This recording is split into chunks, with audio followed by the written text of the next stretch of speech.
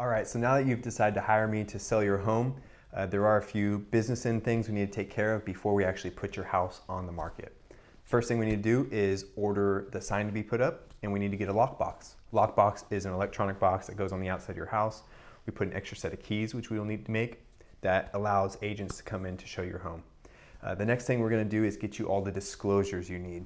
Disclosures are very important. We typically have to deliver these to the buyers within 7 days of an offer being accepted, but I like to get them to them as soon as possible just to make sure that there's no hiccups. Disclosures cover all the material facts about the property. So this is going to be things like, has anybody ever cooked drugs in your property? Has there been a death on the property in the last 3 years? Depending on the age of your house, is there lead paint in the house?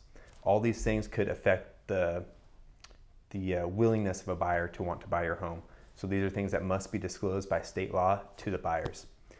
Another thing we're going to talk about is your showing schedule. How do you want to structure this? Do you want me to call you or text you every time someone requests a showing? Or do you want to set time blocks? We could say, 10 to 2 and 4 to 7, we're going to allow showings. That's totally your choice, but that is something we need to work out beforehand. And the next thing we're going to do is discuss how you want to review offers.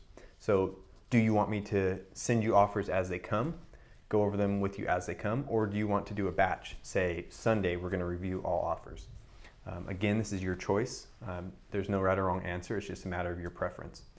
The next thing we're going to do is actually get the house up, listed on the market.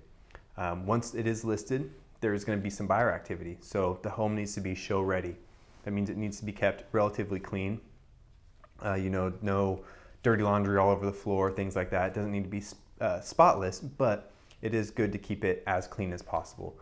We want the home to be easy to show. That means we want to, we don't want people to have to bend over backwards to get into your home. We want to be as accommodating as possible to people looking at the home, just so that we can get as many people in there as possible, try to get as many offers as possible. Once we do get the offers, we decide when you want to see them. We will go over all the offers in detail. We'll cover all the pros and cons to each offer. The red flags that might be coming up, and then I will guide you in making a decision on what you want to do, whether that is a counter offer, a just flat out rejection, or if you want to accept it. Ultimately, the decision is up to you. I will guide you, but the decision on whether to take an offer or not, or what to do with that offer, is ultimately up to you. The last thing we're going to do is open escrow. That will happen typically the next business day after an offer is accepted.